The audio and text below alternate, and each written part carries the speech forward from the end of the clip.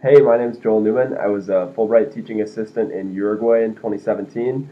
I'm excited to share a little bit about my experience and hopefully help all of you decide whether Fulbright's something you're interested in as well.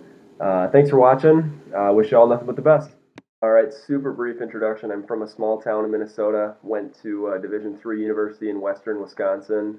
Played football while I was there. I studied Spanish education and ESL education. I'm now a licensed teacher. Fulbright was something that was definitely on my mind when I got to college, and the opportunity to study abroad in college also solidified in me the idea that I wanted to spend some significant time abroad, and obviously building teaching experience was a great way to do it through Fulbright. There's two types of Fulbright grants, research and English teaching, which is going to be our focus for today. I chose to apply for Fulbright because I really wanted to kind of do something crazy. I wanted to live in another part of the world. I wanted to improve my Spanish. I wanted to gain some teaching experience. I wanted to be able to travel. I wanted to experience new cultures. It was just a perfect fit. So once I knew I wanted to do Fulbright, I had to decide on a country. You're only allowed to apply to one country, and that's the tricky part because the application process takes so long. You invest a ton of time and a ton of energy into choosing just the one country. So using the website is a great resource. There's a ton of factors that go into a decision. So here's the website that I'm talking about, us.fulbrightonline.org. Good way to get yourself started is to go to countries. Just for the sake of why I chose Uruguay, let's go to Western Hemisphere.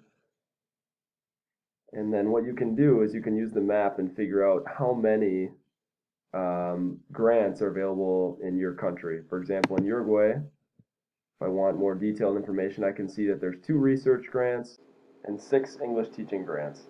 And I can open that further and see all the detailed information, what kind of education I need, how long the grant is, tons of information here, exactly what kind of candidate they're looking for, what kind of language proficiency required, what types of placements. This was huge for me. I wanted a place where I would get to be teaching in all kinds of different schools. Many programs are just at the university level. I wanted to be at elementary school, middle school, high school, so Uruguay was a great fit. Again, the website is super helpful. All right. So once you made your decision, once you know what country you're going to apply to, the application process begins. And it's a pretty thorough application process. It takes a ton of time. But fortunately, there's a lot of really good resources on the website that you can use. So here we go. We're back at the website. Now we're going to be on the Applicants tab. We're going to start at the timeline. The application opens usually in March, February or March. And then, everything becomes available. Most universities have a campus deadline, whether it be in August or September. And then the national deadline looks like October 9th this past year. So from spring to October seems like you have a ton of time, but there's really a lot to do. So for that, we're going to go to application components. So here we are on application components. Remember, there's 2 types of grants, study and research and English teaching. We, of course, want English teaching. And then we see a list of all the components we're going to need. When we actually get to the application, that's found here, Embark Online Application. But for now, we can just use the website to identify everything we're going to need to include. And there's really 2 critical pieces. Statement of grant purpose and personal statement. These 2 single-spaced, single-page documents are your opportunities to explain what you want to do, where, and why. That's the grant purpose. And the personal statement is an opportunity for you to introduce yourselves to the committees and to talk about why you're interested and what you want to do down the road and how Fulbright can help get you there and the things that you can offer a community in the host country as well. Beyond that, there's some advice as far as recommendations.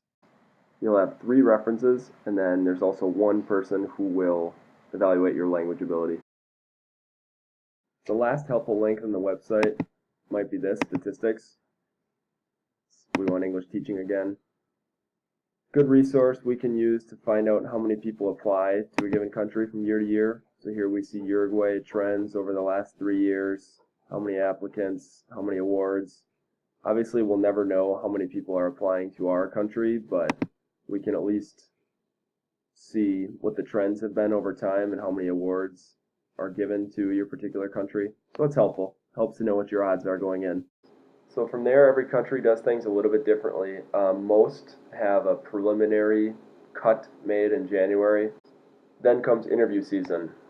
February, March, April, May interviews, and some countries you might start to get answers in March, and it might not come till June or July.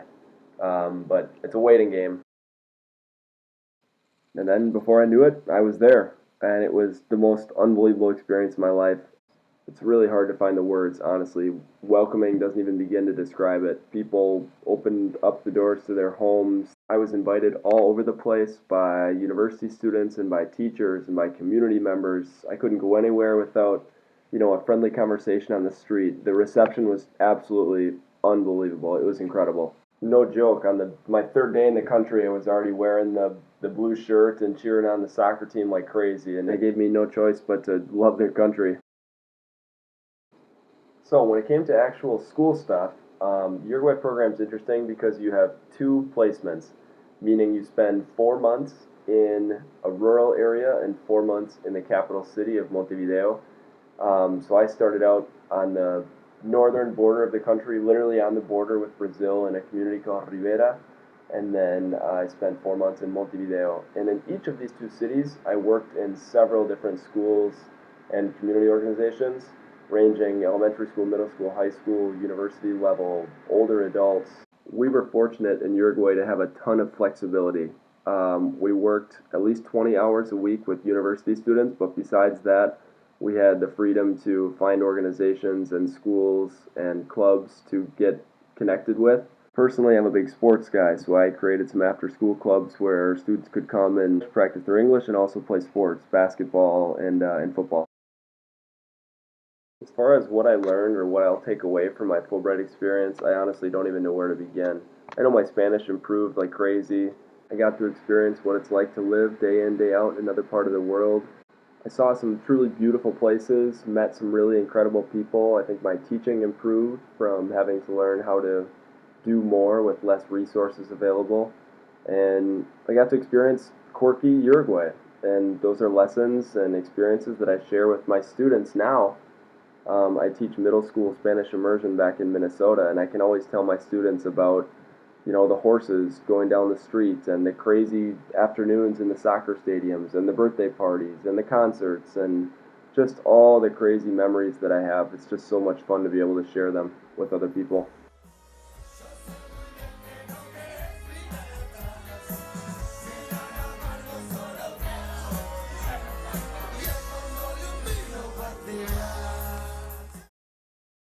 If you're interested, I also wrote a blog during my Fulbright year. It's thesouthamerNewman.wordpress.com.